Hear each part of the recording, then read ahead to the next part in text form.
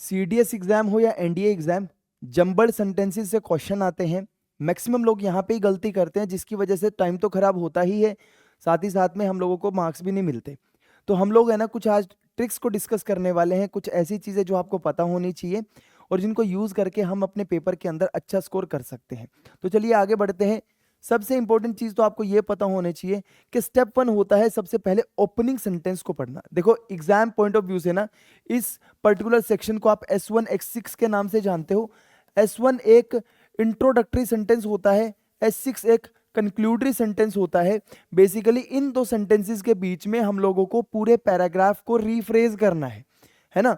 आपको एक चीज मैं बताता हूं, आपके सामने 4 ऑप्शन होंगे, उसके बेसिस पे ही आपको पूरे सेंटेंस को पढ़ना है सभी को, और ये बताना है कि करेक्ट सीक्वेंस क्या होगा उस पूरे सेंटेंसेस का या उस पूरे पैराग्राफ का, तो ये आपको बताना होगा। तो सबसे पहले तो आपको S1 को समझना पड़ेगा कि भाई इस इंट्रोडक्टरी सेंटेंस के अंदर आपको बताना क्या चाह रहा है वो। देखो एक चीज मैं बताता हूं, जब कोई सेंटेंस लिखा जाता है ना, 2 सेंटेंसेस लिखे जाते हैं तो फुल स्टॉप के बाद में दूसरा सेंटेंस शुरू हो जाता है, यानी कि यहां का जो इंट्रोडक्शन होगा ना सब्जेक्ट, और इसका जो ऑब्जेक्ट होगा, ठीक है, तो इसका ऑब्जेक्ट, इसका यानी इस सेंटेंस का जो कंक्लूजन होगा ना, वो अगले वाले सेंटेंस के लिए इंट्रोडक्शन बनेगा, और इस सब्जेक्ट का जो कंक्लूजन होगा वो उसके अगले वाले सब्जेक्ट का इंट्रोडक्शन बनेगा।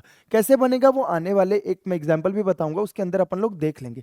साथ ही साथ में अगर आप लोगों ने पहला सेंटेंस पढ़ लिया ना, तो पहले सेंटेंस के अंदर एक शेफरिन और एटकिंसन ने एक थ्योरी दी थी 1968 के अंदर। उन्होंने बताया कि एक इफेक्ट होता है प्राइमेसी इफेक्ट, यानी अगर आपने प्राइमरी इंफॉर्मेशन ध्यान से पढ़ ली ना, तो चीजें वेल ऑर्गेनाइज्ड हो जाएंगी, ढंग से समझ में आएंगी, और अगर आप उनको ढंग से देख लेते हैं तो बेटर तरीके से रिकॉल भी कर सकते हैं। देखो जो फर्स्ट सेंटेंस होता है ना, वो कभी भी है ना इंट्रोडक्टरी सेंटेंस तो रहेगा ही, लेकिन वो होल्ड करेगा हमेशा ही एक मेन आइडिया को, और कभी भी वो किसी भी तरीके से वो प्रोनाउन को नहीं लेके आएगा सेंटेंस के अंदर। या प्रोनाउन क्या होते हैं, देखो ध्यान से समझना, नाउन के प्लेसेस पे प्रोनाउन को इंट्रोड्यूस किया जाता है। नाउन जो है वो आपस में थोड़े लेजी होते हैं और उनको चाहिए होता है रेस्ट, तो रेस्ट उनके बिहाफ पे प्रॉक्सी ऑफ नाउन को क्या बोलते हैं, प्रोनाउन बोलते हैं। ये मैंने पार्ट ऑफ स्पीच वाले वीडियो के अंदर भी बताया आपको, तो ध्यान से इस चीज को अपन लोग समझ लेंगे।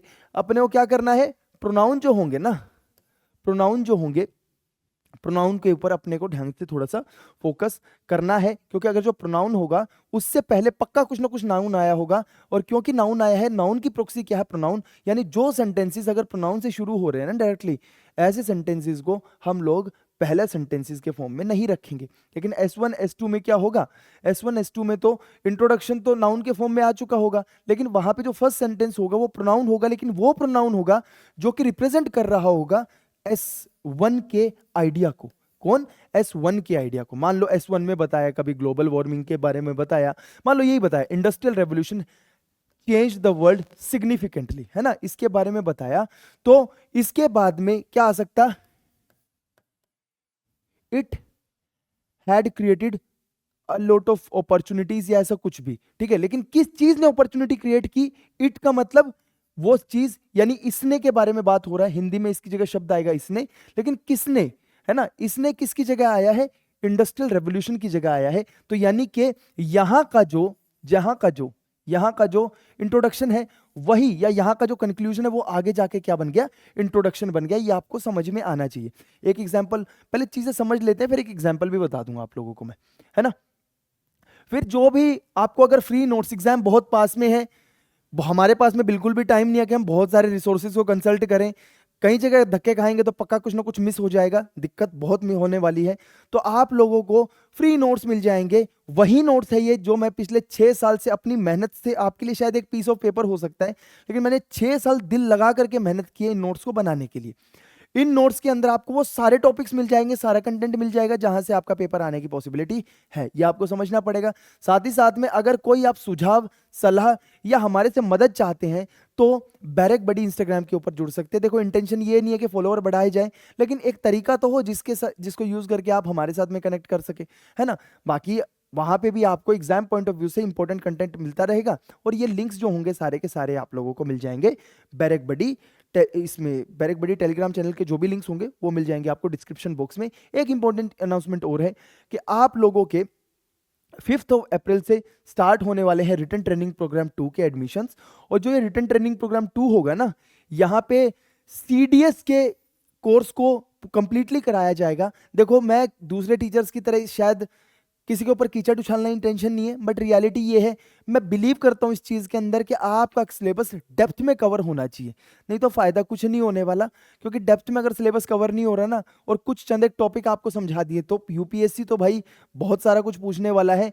एज अ टीचर ये मेरी जिम्मेदारी है कि आप लोगों को राइट कंटेंट फुल डेप्थ में पढ़ाया जाए। हाँ, रिवीजन के तौर पे आप लोग कुछ चीज़ों के ऊपर ज़्यादा फोकस कर लोगे, कुछ चीज़ों को छोड़ दोगे, लेकिन जब पूरा कोर्स ही कर रहे हैं तो भाई ढंग से तो किया जाए ना उसको। उसके लिए हम लोग 1 मई से अपनी क्लासेस चालू कर देंगे 2025 को, और उसके बाद में till your exam we will be with you. और इस कोर्स की ड्यूरेशन रहेगी लगभग 1 साल, यानी एक अटेम्प्ट में आप लोगों को पूरा सिलेबस तो करवाया ही जाएगा, साथ में नोट्स हो गए, सारी चीज़ें दी जाएंगी।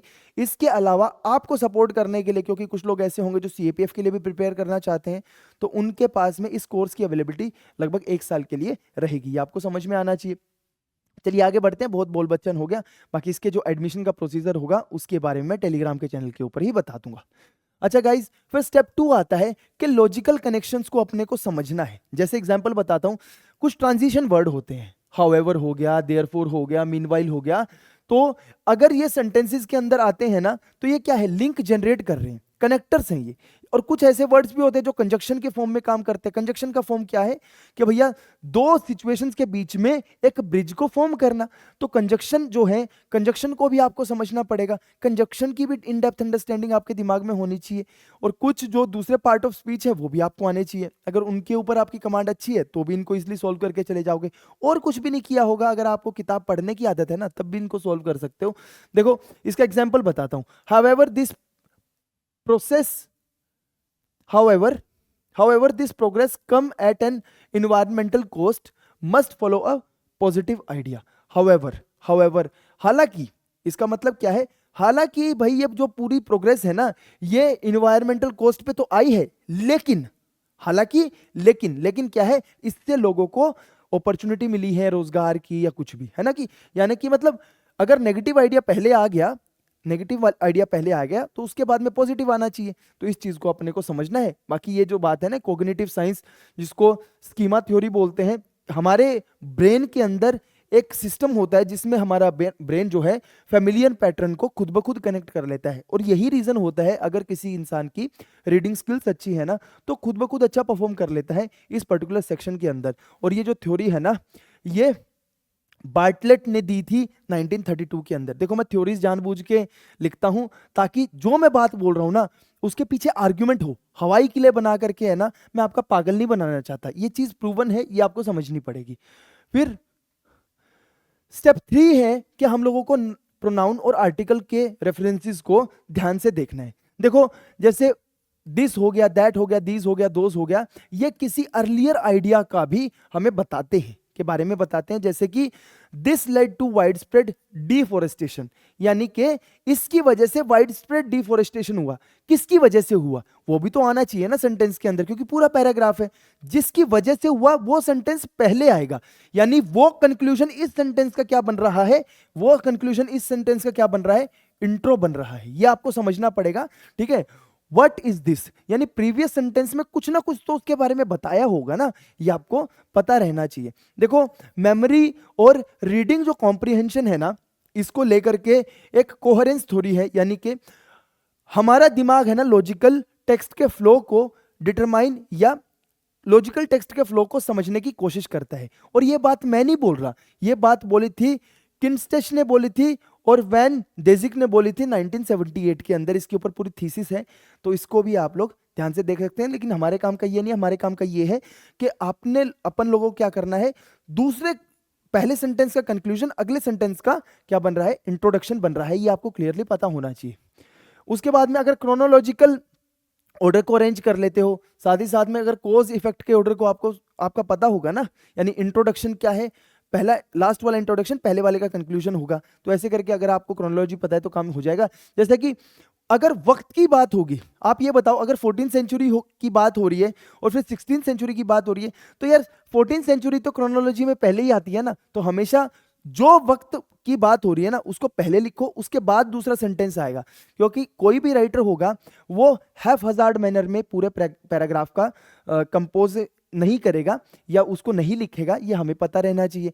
यानी कि जो पहले चीज है वो पहले आएगी और जो वक्त में बाद में चीज है वो बाद में आएगी। दूसरी चीज है cause and effect, due to हो गया, एज अ रिजल्ट हो गया, कॉन्सिक्वेंटली हो गया, ठीक है, बिकॉज ऑफ हो गया, ये शब्द ऐसे होते हैं, बिकॉज ऑफ विच, या ये शब्द ऐसे होते हैं जो किसी चीज को फॉलो करते हैं, जैसे कि as a result of rapid industrialisation pollution level क्या हुए हैं, सॉल्व हो गए हैं। ये आपको समझ में आना चाहिए, ये चीज समझ में आ जाएगी तो काम हो जाएगा। फिर आते हैं टेम्पोरल प्रोसेसिंग ऑफ ब्रेन, जो है ना ये हमें क्लियरली बताता है कि हमारा ब्रेन सब्सिक्वेंटल इंफॉर्मेशन को फास्ट तरीके से प्रोसेस करता है। और ये बात है ना जैक्स ने और वेक्सकी ने 2001 के अंदर बताई थी, ये मैं नहीं बोल रहा, इन महान आदमियों ने बताई है जो कि लैंग्वेज साइंटिस्ट, साइकोलॉजिस्ट रह चुके हैं खुद के अंदर, इन्होंने पूरी थीसिस लिखी है इस चीज के ऊपर। लेकिन हम लोगों को क्या समझना पड़ेगा, कॉज एंड इफेक्ट को समझना शुरू करो, काम हमारा हो जाएगा। फिर आता है स्टेप 5 है कि भाई क्लोजिंग जो सेंटेंसेस होते हैं ना, क्लोजिंग सेंटेंसेस होते हैं, कंक्लूडरी सेंटेंसेस होते हैं, या तो वो S6 में आएंगे और S6 के साथ साथ S5 में भी आ सकते हैं, यानी कि जो लास्ट सेंटेंस होगा वो कुछ ऐसा ही होगा। लास्ट सेंटेंस जो होगा वो कंक्लूड करेगा आइडिया को या समराइज करेगा। Thus while industrialisation improved the economies it also harmed the nature. बात तो सही है कि हालांकि पूरे के पूरे, यानी जो भी हम लोगों ने पहले बोल बच्चन किया होगा ना उसी का कंक्लूजन कहां मिलेगा, लास्ट के अंदर मिल जाएगा। ठीक है, ऐसे ही एक रिसेंसी इफेक्ट होता है जहां पे हमारा दिमाग कोशिश करता है कि लास्ट पीस ऑफ इंफॉर्मेशन को बेस्ट तरीके से रीडर को समझाया जाए। ठीक है, और ये बात मैं नहीं बोल रहा, ये एबिंगस ने बोली थी 1885 के अंदर। ठीक है, कुछ एक एग्जाम्पल दिखा देता हूं। इसके ऊपर S1 होगा, इसके नीचे S6 होगा, बीच के 4 सेंटेंसेस आए तो ध्यान से अपने को पढ़ना है। However, this technological shift come with an environmental concern. उसके साथ साथ industrial revolution change the world significantly. As a result pollution level increases in major cities and this led to numerous health problems among factory workers। देखो एक चीज मेरे को बताओ, ठीक है, इसको अपन लोग भूल जाते हैं थोड़े टाइम के लिए इसको भूल जाते हैं। अब ध्यान से देखो, industrial revolution change the world significantly. चलो अगर मैं इसको पहला सेंटेंस मान लूं, ठीक है, इसके बाद में क्या हुआ, however this technological shift come with an environmental concern. एक मिनट समझ के देखो, इंडस्ट्रियल रेवोल्यूशन की बात हो रही है और इंडस्ट्रियल रेवोल्यूशन क्या है, एक टेक्नोलॉजिकल शिफ्ट है, यानी कि इसका जो कंक्लूजन है ना वो इसका क्या बना है, इंट्रोडक्शन बना है। और ये जो दिस आया है, ये दिस किसके लिए आया है, इंडस्ट्रियल रेवोल्यूशन के लिए, यानी कि 2 पहले आएगा 1 बाद में आएगा। बात समझ में आ गई। इसके बाद में as a result pollution level increased in major cities, यानी कि जो इन्वायरमेंटल कंसर्न है ये किसका प्रीसीडर है, ठीक है, इन्वायरमेंटल कंसर्न का सक्सेसर यहां पे कौन हो जाएगा, पोल्यूशन हो जाएगा। इन्वायरमेंट की कंसर्न क्या है, पोल्यूशन हो रहा है भैया, यानी कि इन्वायरमेंटल कंसर्न हो गया एक तरह का कंक्लूजन, और अगले के लिए ये एज अ बेस एक्ट कर रहा है अगले इंट्रोडक्शन के लिए, और अगला इंट्रोडक्शन है पोल्यूशन, तो पोल्यूशन आ जाएगा नंबर 3 पे। फिर लास्ट में तो यही बचा, this led to the numerous health problems among the factory workers, यानी ये पोल्यूशन ही तो है ना, दिस किसकी जगह आ रहा है, पोल्यूशन की जगह आ रहा है। ठीक है, ये पोल्यूशन ही तो है जिसकी वजह से न्यूमरस फैक्ट्री के अंदर प्रॉब्लम्स हो रही हैं। अब देखो मैं तुमको बताता हूं, इससे भी बढ़िया तरीका है। ये तो था जी अगर हम लोग डायरेक्टली ऑप्शन की तरफ भागे, लेकिन पेपर के अंदर जब जहां पे टाइम की कमी होती है ना, तो I request you one thing, आपको क्या याद रखना है, जो फॉर्मूलाज होते हैं ना, मान लो लिखा है